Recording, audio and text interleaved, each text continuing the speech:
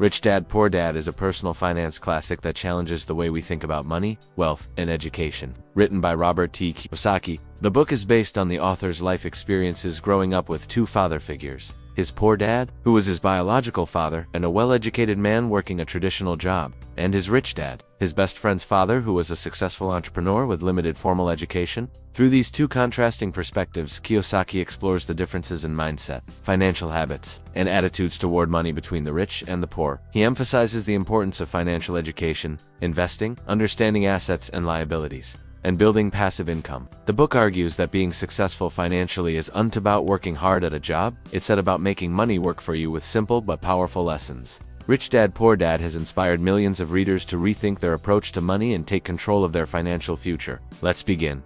Most people spend their entire lives chasing money, yet never take the time to understand how it really works. They go to school, get a job, and work tirelessly for years, sometimes decades, without ever learning the basic principles of wealth. The truth is, money comes and goes. It flows like water, sometimes abundant, sometimes scarce. But if you gain financial education, if you learn how money is earned, saved, invested, and multiplied, you begin to hold power over it. You're no longer a slave to your paycheck. Instead, you become the architect of your financial future. The greatest difference between the wealthy and the average person isn't luck, inheritance, or even hard work, it's mindset and knowledge. Those who build real wealth understand that financial intelligence is not just about saving money or working long hours. It's about solving problems, spotting opportunities, and making money work for you instead of the other way around. Unfortunately, most people are trapped in a cycle controlled by two powerful emotions: fear and greed.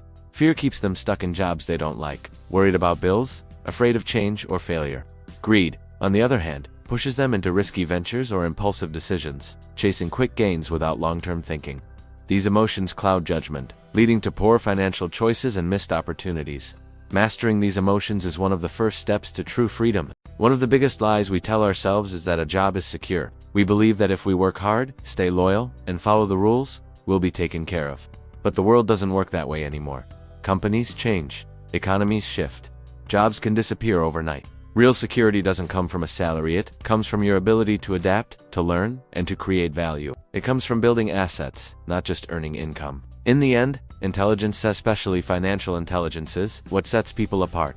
It's the intelligence that creates freedom, not just comfort. If you want to be truly free, not just financially, but emotionally and mentally, you have to stop chasing money blindly and start understanding it. Learn the game. Master your mindset, and most importantly, invest in yourself, because that's where true wealth begins. One of the most fundamental principles of building wealth is knowing the difference between assets and liabilities. An asset is anything that puts money into your pocket, whether you work for it or not. It could be a rental property generating monthly income, a business that runs on systems, or investments like stocks that grow and pay dividends. A liability, on the other hand, is something that takes money out of your pocket, like a car loan, a fancy house with a high mortgage, or even credit card debt. Many people mistakenly believe they are building wealth when they're actually piling up liabilities.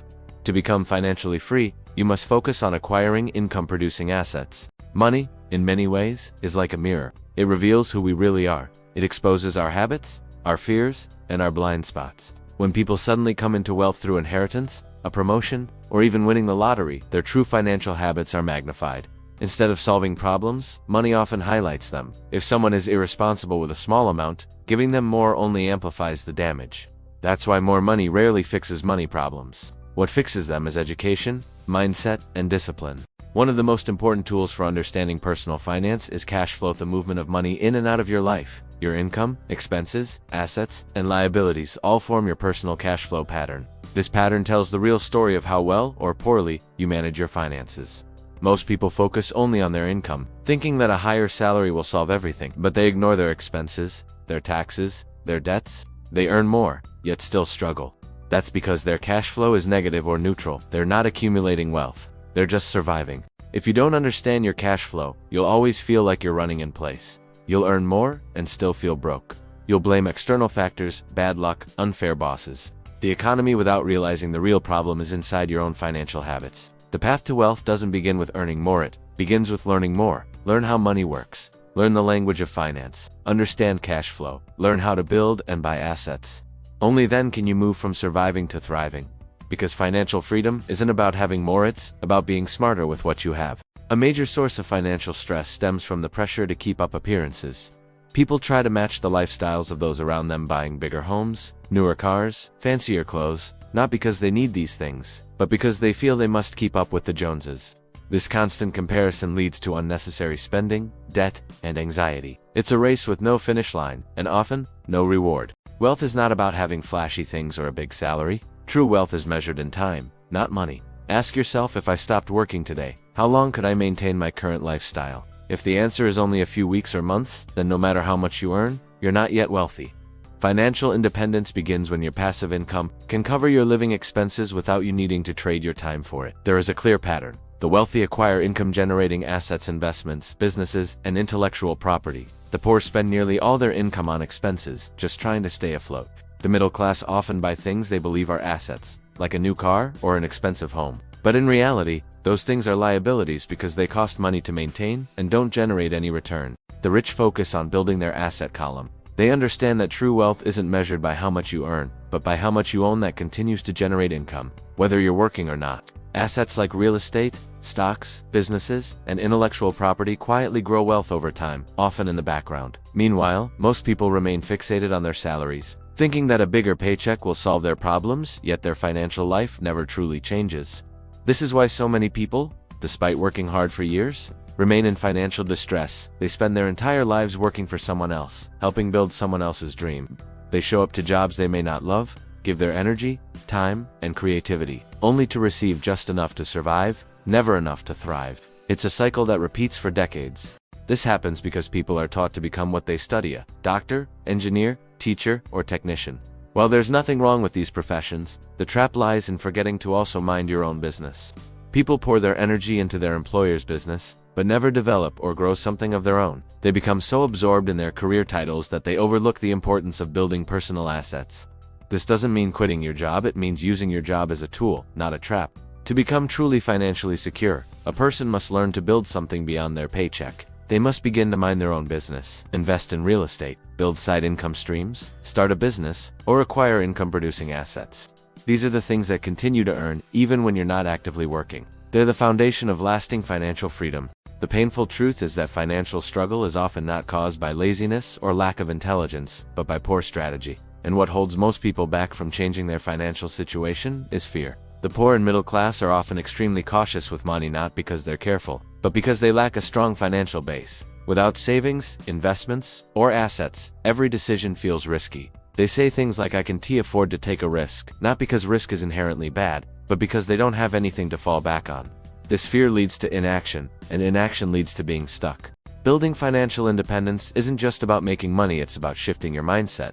It means learning to think long-term, prioritize assets over income, and invest time in your own growth, not just in someone else's vision. It means understanding that working hard is important, but working smart is essential. In the end, wealth doesn't come from employment. It comes from ownership, and the sooner you start focusing on owning your future, the closer you get to true freedom. When people talk about wealth, they often refer to net worth, the total value of everything a person owns minus what they owe. While this can offer a basic picture of one's financial position, it can also be misleading. One of the key reasons is taxation. The moment you begin liquidating your assets, whether it's stocks, real estate, or a business, you become subject to capital gains tax. So even if your net worth looks impressive on paper, you won't receive the full amount if you actually try to cash it in. Your net worth isn't always what ends up in your pocket. Take something as simple as a new car. Many people buy expensive vehicles thinking of them as symbols of success. But the truth is, the moment you drive that brand new car off the dealership lot, it instantly drops in value, often by 25% or more. It's a depreciating liability,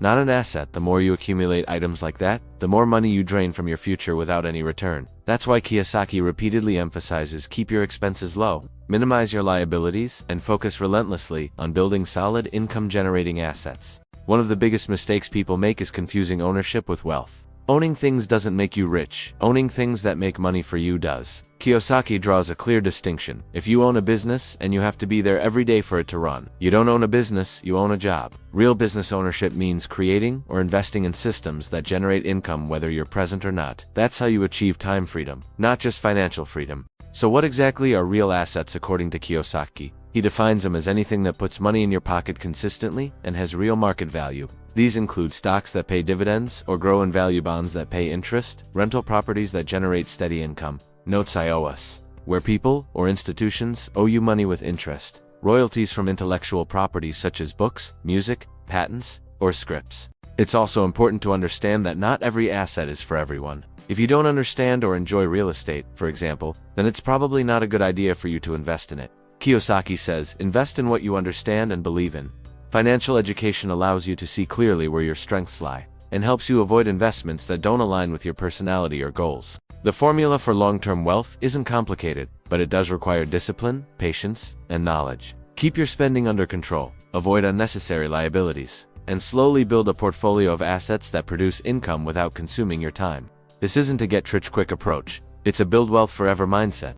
For most people, financial freedom seems like a distant dream, something reserved for the lucky, the highly educated, or those born into wealth. But in reality, financial independence begins with a simple shift in mindset. Start minding your own business. When Kiyosaki says mind your own business, he's not referring to starting a company right away. He means taking control of your financial future by accumulating income-producing assets.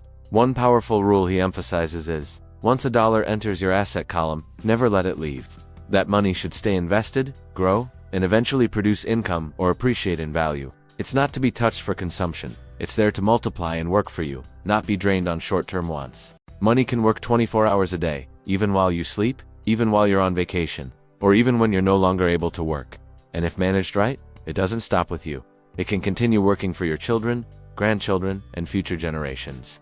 That's the power of building wealth the right way. In Kiyosaki's view, a true luxury is not a debt trap or status symbol. It's a celebration of smart investing and delayed gratification. Perhaps one of the most powerful principles in Kiyosaki's teaching is this: if you work for money, you give away your power. But if money works for you, you keep the power in. You control your future. Wealth isn't just about numbers. It's about freedom, control, and the ability to design a life that aligns with your goals. The journey begins not with a big inheritance or a lucky break, but with a simple decision. Start building your assets, and stop living only for income. Too many people chase a paycheck without ever considering the long-term cost. Kiyosaki famously points out that JOB stands for just over broke. A job provides income, yes, but it also limits freedom. It keeps people stuck in the rat race. Wake up, work, pay bills, repeat. Kiyosaki says don't look for jobs. Look for opportunities to grow, especially in areas that will help you escape dependency and build independence.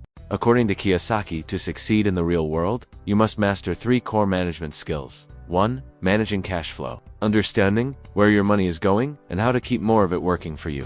2. Managing systems, building processes that make your business run efficiently without you doing everything manually. 3. Managing people, leading, inspiring, and aligning others to grow with you. But above all, sales and marketing are the most essential, specialized skills.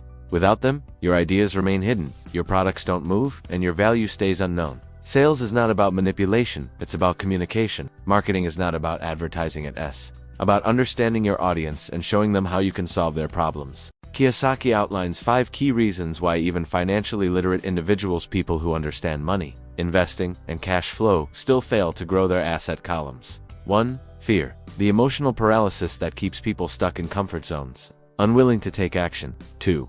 Cynicism.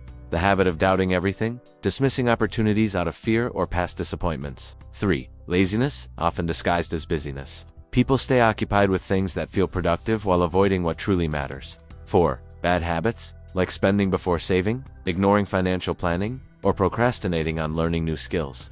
5. Arrogance, thinking we already know enough. This blocks curiosity, humility, and growth. There is gold everywhere, Kiyosaki says. Most people are not trained to see it. These opportunities don't show up with neon signs. They require you to develop your financial intelligence, your ability to analyze, ask the right questions, and understand risk. These million-dollar deals of a lifetime are all around us, but recognizing them requires us to tap into our inner financial genius. And that only happens through education and experience. And when you feel resistance, when you know you should be doing something but keep avoiding it, stop and ask yourself, what's in it for me? Kiyosaki encourages a little healthy greed, not the destructive kind, but the kind that drives motivation. When you clearly see how your actions serve your dreams, you'll push past laziness and take initiative. Rich Dad Poor Dad teaches us to think like the rich. Don't just work for money, make money work for you. Invest in assets, not liabilities. Financial education is the true key to wealth. Now it's your turn to break free from the rat race. Thank you for watching.